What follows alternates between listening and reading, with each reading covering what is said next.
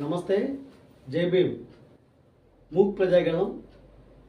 నేను మీ మెహర్బాబాని. ఈరోజు ఒక ముఖ్యమైన అంశమును మరి ఈ ఆంధ్రప్రదేశ్లో ఉన్నటువంటి ప్రజలకు, ప్రతినిధులకు మరి దృష్టికి తీసుకోవాలని మేము ముందుకు వచ్చాను. మరి గత 3 రోజులుగా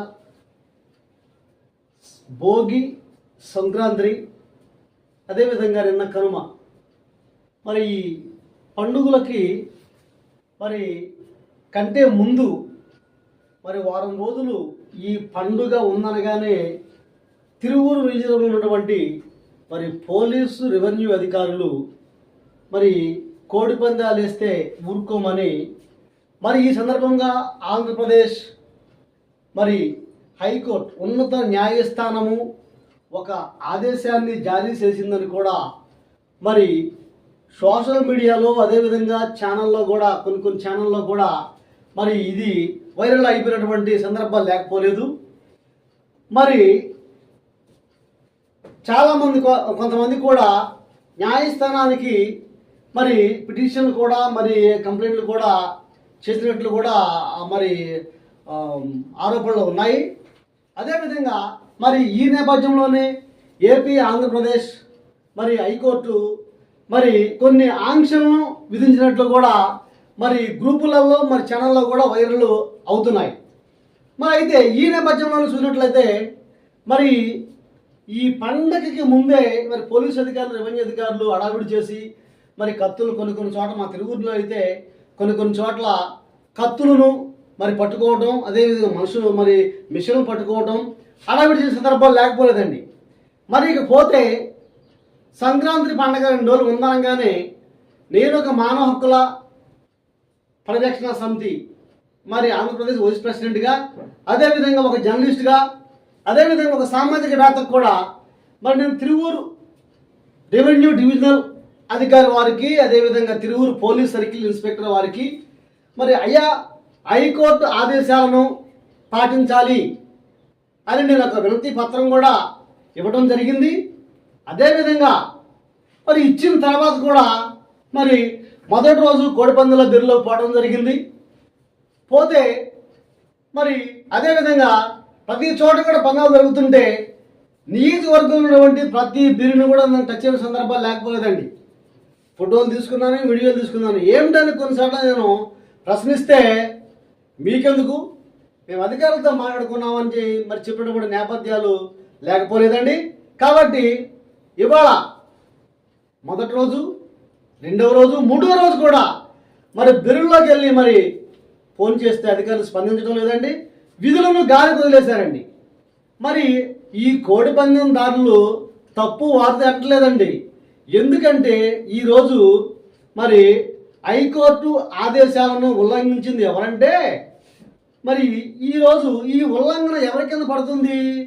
మరి రెవెన్యూ అధికారుల దీనికి కారణం, పోలీస్ అధికారుల కారణం అనేది త్వరలోని మరి ఇది ప్రజలు, అధికారులు నిర్ధారణ చేస్తారండి.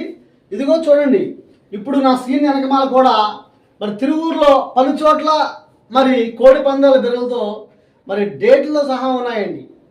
మరి కాబట్టి మరి అసలు ఈ ఉల్లంఘన ఎవరిది?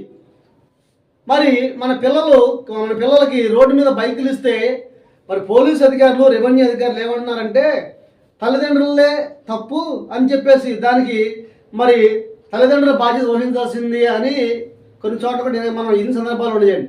మరి ఈరోజు ఏపీ న్యాయస్థానము మరి ఈరోజు కొన్ని ఆదేశాలను జారీ చేస్తే ఆ జారీలను కూడా మరి ఉల్లంఘించి మరి ఈరోజు అధికార పార్టీలో ఉన్నటువంటి కొందరు అనుచరులైతేనేమి, నాయకులైతేనేమి మరి జీవహింస, మరి అది జీవహింస, జోదాలు మరి చట్టనేరం అని చెబుతూ ఉన్నా కానీ మరి భారీ ఎత్తుల్లో మినీ స్టేడియాలు నిర్మించి మరి లక్షల్లో ఖర్చు పెట్టి కోట్ల సంపాదన కోసం మరి కోడిపంద బిల్లులో మరి వేసి ఉన్నారు ఈరోజు.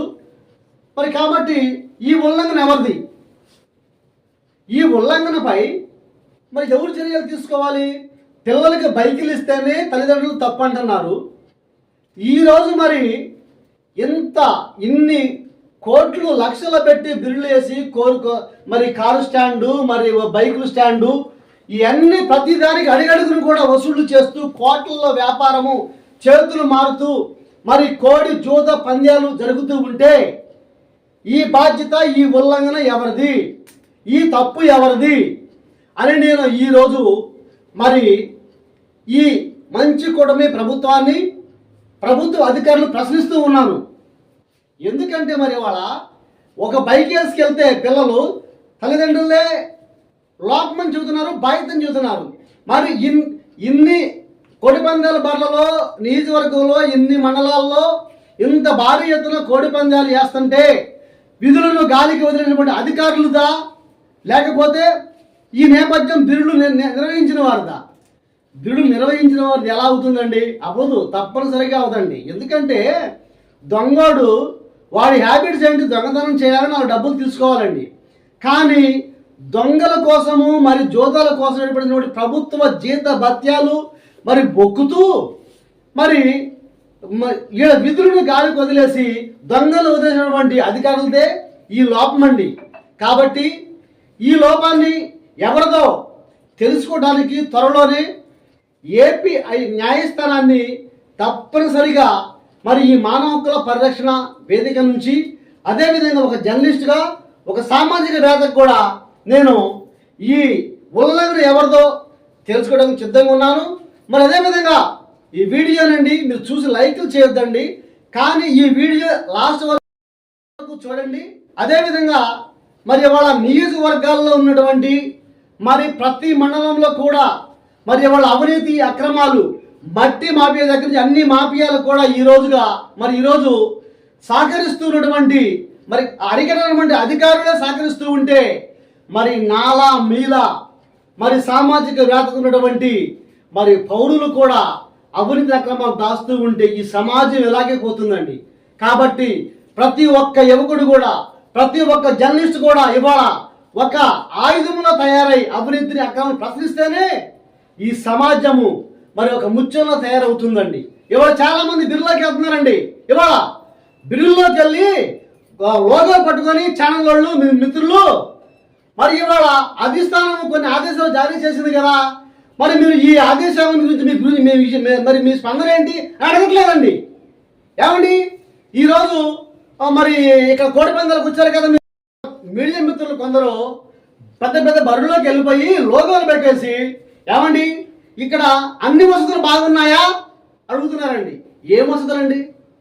ఇవాళ ప్రభుత్వ హాస్టల్లో పిల్లలకి అన్నం తక్కువైతే, వసతులు తక్కువైతే, అమ్మా ఈరోజు పిల్లలారా మరి మీకు ప్రభుత్వం పెట్టేటువంటి మేలు బాగుందా, మరి పడుకోవడానికి వసతులు బాగున్నాయా అడగాలి. కానీ ఇవాళ కోడి పందాల బరువుల్లోకి వెళ్ళి వసతులు బాగున్నాయా, బాగా ఎంజాయ్ చేస్తున్నారా అని ఈ లోగోలు పట్టుకొని అడగడానికి అసలు మీకు కొంచెమైనా ఇది ఉండాలి కదండి. మీరు అక్రమాలు బీడులోకి వెళ్ళారు, అవినీతిని అక్రమాలు అరకట్టడానికి వెళ్ళారు. వెళ్ళినప్పుడు మరి ఇంత రంగరంగంగా జరుగుతుంది, లోపల కోడి కత్తులు కడుతున్నారు. ఒకవైపు నుంచి ఏపీ హైకోర్టు న్యాయస్థానము మరి విధులను మరి కొన్ని ఆకాంక్షించింది, మరి వాటిని మీరు ఉల్లంఘిస్తున్నారు కదా, మరి కోడి పందాలు మరి కత్తులు కట్టేస్తున్నారు కదా, మరి దాని మీద నువ్వు ఉద్దేశం ఏంటని ఒక్క జర్నలిస్ట్ మిత్రుని అడిగారా అండి? అడగరండి. ఎందుకంటే మనకు వచ్చే ఇది రాదు, మన జేబులు నిండవు కదండి, అందుకని అడగరు. మనలాంటి జర్నలిస్టులు సమాజానికి మరి అవినీతి అక్రమాలని అడుగునేటువంటి జర్నలిస్టు మిత్రులు ఇలా తగినంతకాలం ఇలా ప్రతి మండలంలో, ప్రతి నియోజకవర్గంలో కూడా అవినీతి అక్రమాలకు పాల్పడుతూనే ఉంటారు ఈ అధికారులండి. కాబట్టి ఏదేమైనా కానీ త్వరలోనే ఈ విషయాన్ని వీడియోలతో సహా, ఫోటోలతో, డేటులతో సహా ఉన్నాయండి. నేను హైకోర్టు న్యాయస్థానానికి కూడా ఈ కేసును సమర్పించడానికి సిద్ధంగా ఉన్నాను. నా మీద అవినీతి అక్రమాల కేసులు కట్టొచ్చండి, అక్రమ కేసులు కట్టొచ్చు, ఇవన్నీ మామూలే. నా మీద గతంలో కూడా రేషన్ మా మీద దాడి చేసినట్టు పోలీసు అధికారులు తప్పుడు కేసులు కట్టారండి, హైకోర్టును ఆశ్రయించాను.